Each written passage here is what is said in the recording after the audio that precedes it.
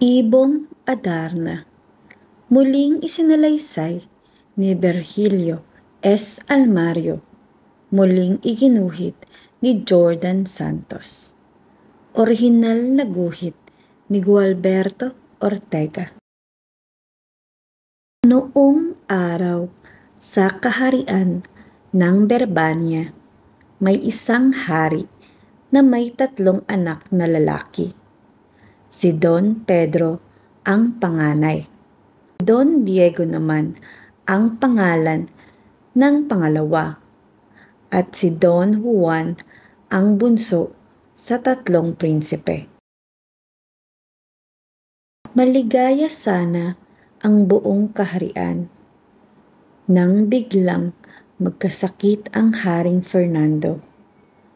Maraming manggagamot ang tinawag, pero walang makapagpagaling sa may sakit. Lungkot na lungkot ang 3 anak ng hari dahil habang tumatagal, lumalala ang sakit ng kanilang ama. Isang araw, dumating ang isang ermitanyo. Nang tignan ang sakit ni Haring Fernando, ang sabi ng ermitanyo, "Walang gamot dito, maliban sa awit ng Ibong Adarna." Saan makukuha ang Ibong Adarna? Sabay-sabay na tanong ng 3 prinsipe. Sa bundok Tabor. Pero mahirap ang paghuli. Ang sagot ng matandang ermitanyo. Hindi bale. Sagot ni Don Pedro. Ako ang unang nahanap sa Ibong Adarna.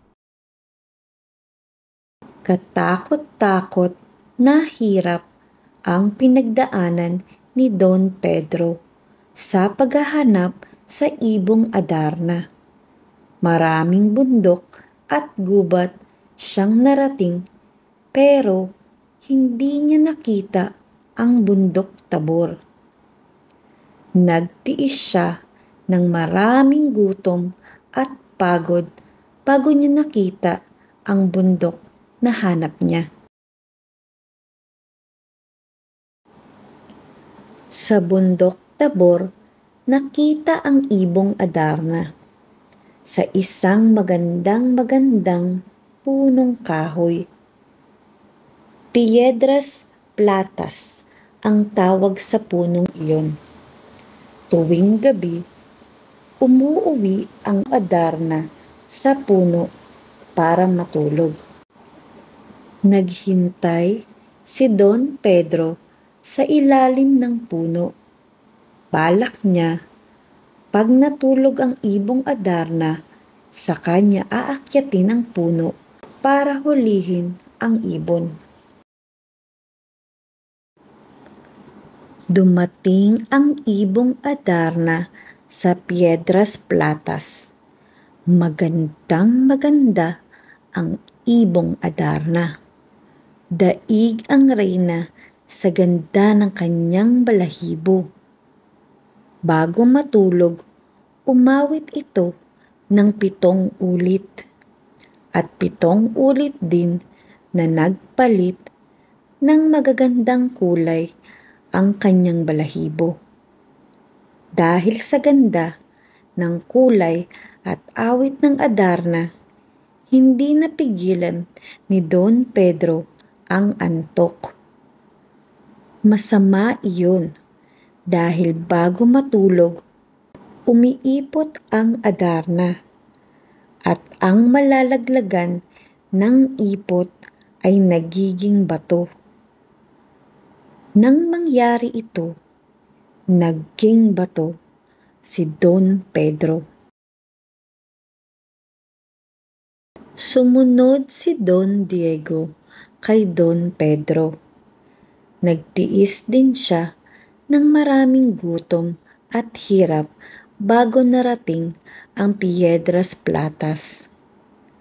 Pero Dahil sa sarap ng awit ng Adarna, nakatulog din si Don Diego sa ilalim ng puno. At tulad ni Don Pedro, naging bato si Don Diego. Nang hindi dumating si Don Diego, sumunod namang naghanap si Don Juan. Nagtiis din siya ng maraming gutom at hirap.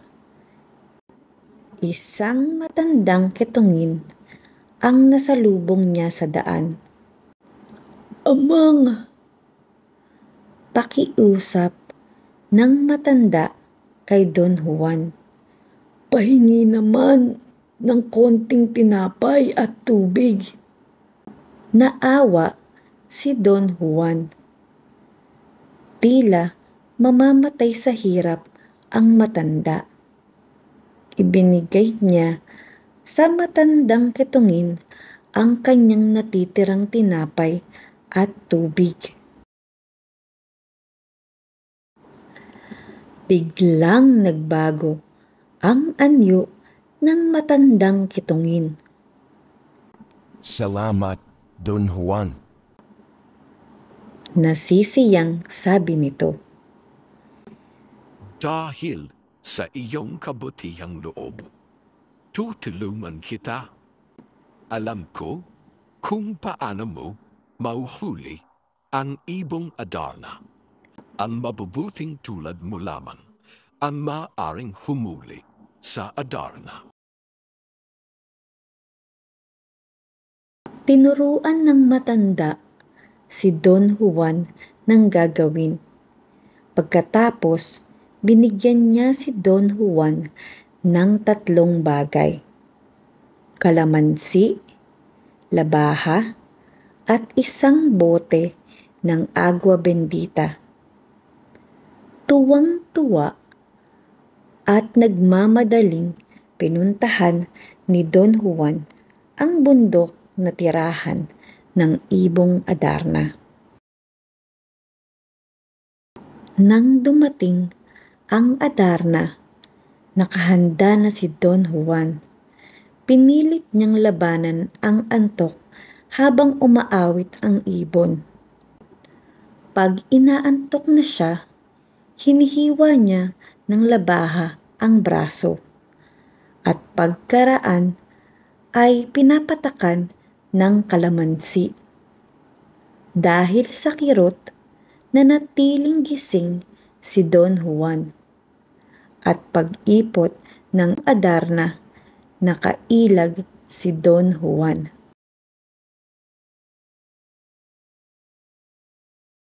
Nang pumikit ang Adarna, hinuli ito ni Don Juan. Pagkatapos, winisikan niya ng agua bendita ang mga bato sa ilalim ng Piedras Platas. Naging mga tao ang mga batong winisikan niya. Kasama sa mga naging tao sina Don Pedro at Don Diego. Tuwang-tuwang nagyakap ang 3 magkakapatid. Noon din ay bumalik sila sa kaharian ng Berbanya. Nang marinig ni Haring Fernando ang awit ng Adarna, parang himala na bigla siyang gumaling at lumakas. Nagdiwang ang buong kaharian sa nangyari. Hangang-hanga sila sa katapangan ni Don Juan. Pero higit sa lahat, hangang-hanga sila sa ganda at milagrosong awit ng ibong Adarna.